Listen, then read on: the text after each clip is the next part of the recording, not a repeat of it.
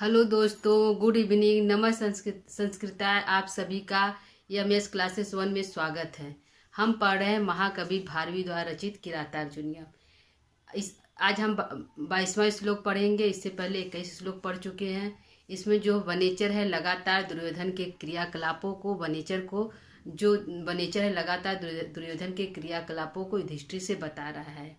इससे पहले श्लोक में बताया कि किस प्रकार जो धनुधर इत्यादि हैं दुर्योधन के गुणों से इतने अधिक प्रसन्न है कि उसके आदेश को माला की तरह धारण करते हैं। माल्यु सिरोभी, मानो माला की तरह अपने सिर पर धारण कर रहे हैं। तो आइए देखते हैं कि इस श्लोक में वनेचर जो है दुर्योधन के किस कार्यों को युधिष्ठिर से बता रहा है। तो आइए वाचन करते हैं, अर्थ देखते हैं। न यौवराज्ये न यौवनो उद्धतम् निधाय दुःशासन इद्धशासन मखे सुखिन्नो अनुमत पुरोधसा धिनोति हव्येन हिररेतसं न यौवराज्ये न यौवनो उद्धतं निधाय दुःशासनमिद्धशासन। इसमें वनेचर जो बता रहा है कि हे महाराज युधिष्ठिर, जो दुर्योधन है वह अपने युवराज के पद पर न यौन उद्धतम, जिसकी नई नई जवानी, जो नवयुवक है, जिसके नवयुवक होने पर उसमें थोड़ा उदंडता है। न उद्धतम माने उदंडता है।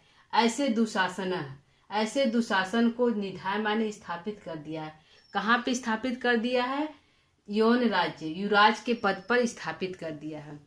हे महाराज, जो दुर्योधन है अपने भाई दुशासन को, जिसकी नई नई जवानी है, जो नवयुवक है और नवयुवक होने पर उसमें थोड़ी सी उदंडता है, थोड़ा सा उदंड है और इसी कारण से उदंड है। ऐसे नवयुवक उदंड दुशासन को युवराज के पद पर स्थापित, निधाय माने स्थापित कर दिया है। इद शासनम, जिसके आदेश को, इद शासनम से किसका बोध हो रहा है? इद शासनम से दुर्योधन का बोध हो रहा है। जिसके आदेश को, इद शासनम, जिसके आदेश को,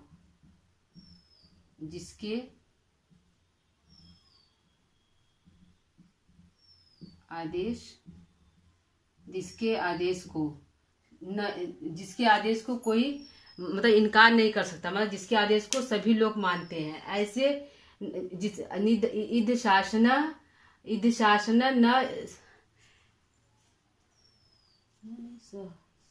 सॉरी दोस्तों, न नहीं श है। कहाँ पे है? यहाँ पे न नहीं श यो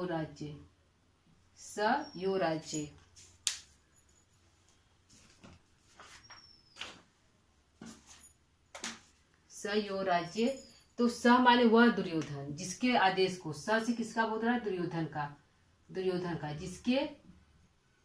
जिसके आदेश को इद शासन है, जिसके आदेश को मतलब सभी लोग मानते हैं, जिसके आदेश को मना नहीं किया जा सकता, जिसके आदेश को सब लोग मानते हैं। ऐसे राजा दुर्योधन ने अपने भाई दुशासन को युवराज के पद पर निधाय माने स्थापित कर दिया है।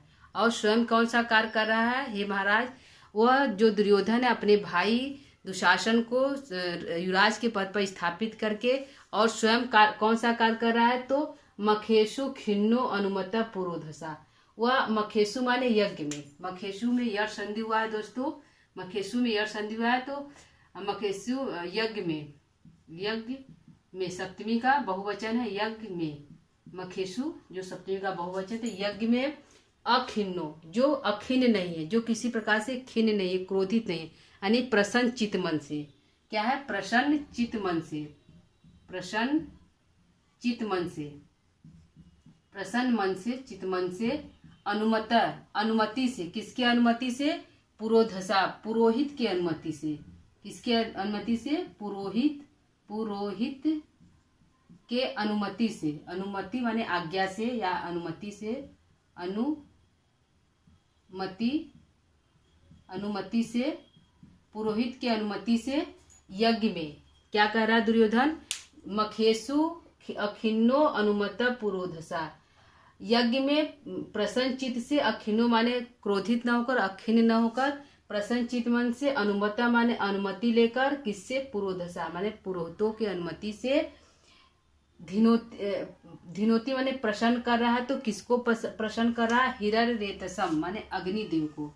किसको प्रसन्न कर रहा है, अग्निदेव को, अग्निदेव को प्रसन्न कर रहा है। तो किससे प्रसन्न कर रहा है, हव्येन हवन सामग्री से। किससे, हवन सामग्री से,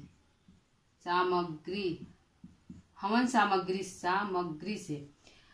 जो दुर्योधन है वह कौन सा कार्य कर रहा है, अपने भाई को तो युवराज के पद पर स्थापित कर दिया है और स्वयं यज्ञ कर रहा है, और वह भी यज्ञ कर रहा है वह प्रसन्न चित्त मन से, अत्यधिक प्रसन्न होकर कर रहा है, और पुरोहित की आज्ञा से कर रहा है, कि पुरोहित की आज्ञा से कर रहा है। और किससे कर रहा है, किस सामग्री से कर रहा है, तो हवन हव्य सामग्री से वह यज्ञ कर रहा है, और यज्ञ के माध्यम से किसको प्रसन्न करना चाह रहा है, तो हिरर रेतसम अग्नि देवता को प्रसन्न करना चाह रहा है। देव अग्नि देवता को प्रसन्न करना चाह रहा है। धिनोती माने प्रसन्न कर रहा है, धिनोती का अर्थ है प्रसन्न कर रहा है, ठीक है दोस्तों। तो स यो राज्य न योनुद्धतम, स यो राज्य यो राज्य न योद्धतम, जिसके स माने वह दुर्योधन, उसने उस दुर्योधन द्वारा न यो राज्य युवराज के पद पर, न यौनो उद्धतम जिसकी जो नव युवक है, जिसकी नई नई जवानी, जो एकदम नव युवक है 21-22 साल का, ऐसे नव युवक अपने भाई दुशासन को निधाय माने स्थापित कर दिया। तो कहाँ पे स्थापित कर दिया है दोस्तों, युवराज पद पे।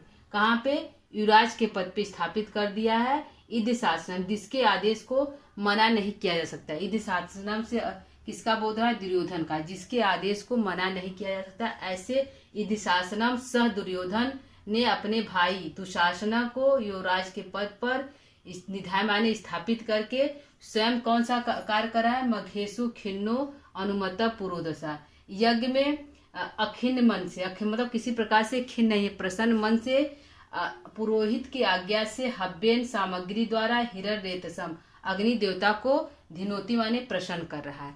क्या कर रहा है दोस्तों, धिनोती माने अग्नि देवता को प्रसन्न कर रहा है। यह हमारा अर्थ हो गया। एक बार हम फिर देख लेते हैं।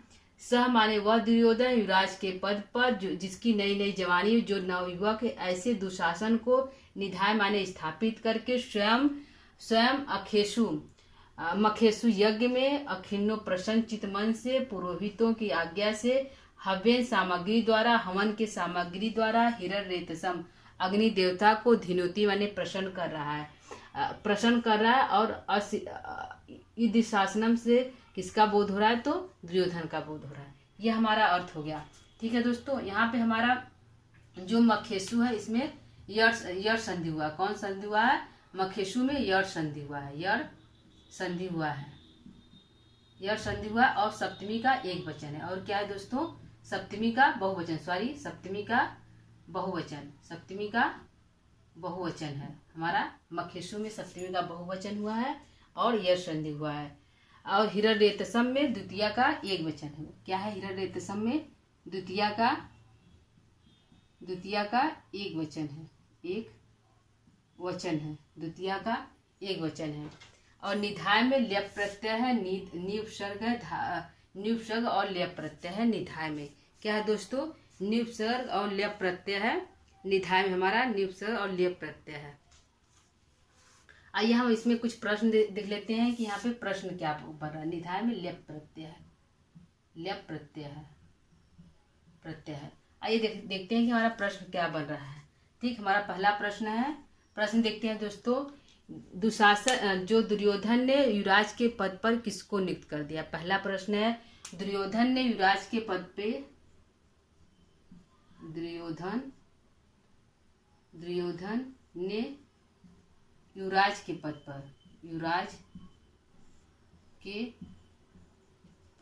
पर किसे नियुक्त कर दिया है,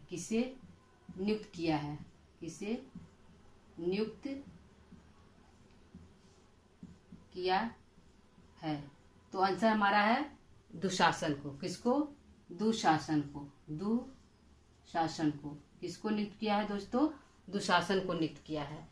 पहला प्रश्न है, दुर्योधन ने युवराज के पद पर किसको नियुक्त किया है, तो दुशासन को। दुशासन को युवराज के पद पर किसने नियुक्त किया है? तो दुर्योधन ने। इसका उलट देंगे प्रश्न की दुशासन को युवराज के पद पर किसने नियुक्त किया है? तो दुर्योधन ने नियुक्त किया है। दूसरा प्रश्न है दुशासन को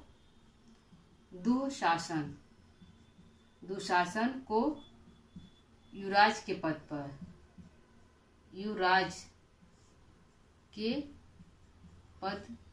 पर कौन नियुक्त किया है?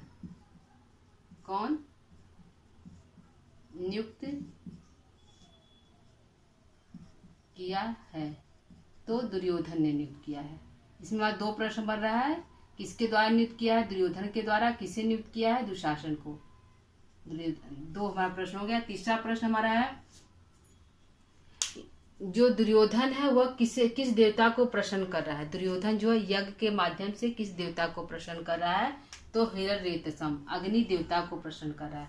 यहाँ पर हमारा ये जो हिरण्यरेतसम है ये इम्पोर्टेंट है दोस्तों, वेरी इंपॉर्टेंट है। पूछ देता है, वेरी इंपॉर्टेंट है, पूछ देता है कि हिरण्यरेतसम का क्या अर्थ है? हिरण्यरेतसम का क्या अर्थ है? तो अग्नि देवता। क्या अर्थ है? अग्नि देवता है। या हव्यन से क्या अर्थ है? तो हवन सामग्री है। ये हमारे 2 क्वेश्चन में यहाँ बनेगा। हिरण्यरेतसम का क्या अर्थ है? तो अग्नि देवता है। यह इंपॉर्टेंट दोस्तों, इस चीज को ध्यान रखिएगा, यह वेरी इंपॉर्टेंट है। रेतसम तो यज्ञ के माध्यम से दुर्योधन किस देवता को प्रसन्न कर रहा है? तो अग्नि देवता को प्रसन्न कर रहा है। अग्नि देवता को यज्ञ के माध्यम से कौन प्रसन्न कर रहा है? तो दुर्योधन प्रसन्न कर रहा है। दुर्योधन किसकी अनुमति से यज्ञ कर रहा है? तो अनुमता पुरोधसा, पुरोहित की अनुमति से यज्ञ कर रहा है। दुर्योधन किसकी अनुमति से यज्ञ कर रहा है? तो पुरोहित की अनुमति से यज्ञ कर रहा है। दुर्योधन यज्ञ जो है किस प्रकार से कर रहा है? तो अखिन्नो, प्रसन्न चित्त मन से कर रहा है। किससे कर रहा है? प्रसन्न चित्त मन से कर रहा है। दुर्योधन जो है यज्ञ के माध्यम से किस देवता को प्रसन्न कर रहा है? तो अग्नि देवता को प्रसन्न कर रहा है। जो दुर्योधन है यज्ञ करते हुए किस सामग्री का प्रयोग कर रहा है? तो हवन सामग्री का प्रयोग कर रहा है। जो इतने हमारे दोस्तों 5-6 प्रश्न बन है, इसको ध्यान दीजिएगा। और हिरण्यरेतसम को बहुत इंपॉर्टेंट, इसको ध्यान दीजिएगा। ठीक है दोस्तों, तो आज का हमारा जो क्लास है आप लोगों को कैसा लगा, इसका जो व्याख्या वो कैसा लगा, उम्मीद करते हो कि समझ में आया होगा। जो प्रश्न करने पढ़ने का तरीका है कुछ समझ में आया होगा दोस्तों। तो क्लास को यही हम विराम देते हैं, समाप्त करते हैं। अगला श्लोक हम फिर पुनः लेकर आएंगे कल दोबारा।